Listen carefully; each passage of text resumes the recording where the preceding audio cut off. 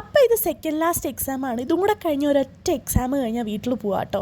അപ്പം ഞാനും ഐഷയും വിദൂഷയും കൂടി ഇങ്ങനെ പറയുകയാണ്, കാര്യമായിട്ടൊന്നും നമ്മൾ പഠിച്ചിട്ടില്ല, കാരണം ഡോക്യുമെൻ്ററി പ്രൊഡക്ഷനാണ്, അത്യാവശ്യം കുഴപ്പമില്ലാണ്ട് എഴുതാൻ പറ്റുന്നൊരു സബ്ജക്റ്റ് ആണ് എന്നുള്ളത് കുറച്ച് അഹങ്കാരമുള്ളത് കൊണ്ട് തന്നെ പഠിച്ചില്ല.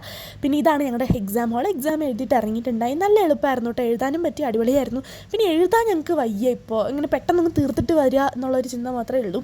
അങ്ങനെ ഞങ്ങളത് കഴിഞ്ഞിട്ട് നേരെ കുവമ്പോ ഓഡിറ്റോറിയത്തിൽ പോയി. കാരണം പൊന്നൂനും കേൾപ്പിക്കുമൊക്കെ അവരുടെ പെർഫോമിംഗ് ആർട്സിൻ്റെ എന്തോ കോൺസേർട്ട് ഉണ്ടായിരുന്നു കേട്ടോ അവിടെ. അപ്പോൾ നല്ല രസമുണ്ടായിരുന്നു അവരുടെ ഡാൻസൊക്കെ കാണാനായിട്ട്. അങ്ങനെ കുറച്ച് ഡാൻസൊക്കെ കണ്ടതിന് ശേഷം കുഞ്ഞാവയും അമ്മയും വന്നിട്ടുണ്ട് കേട്ടോ, പൊന്നൂൻ്റെ അനിയനും അമ്മയും.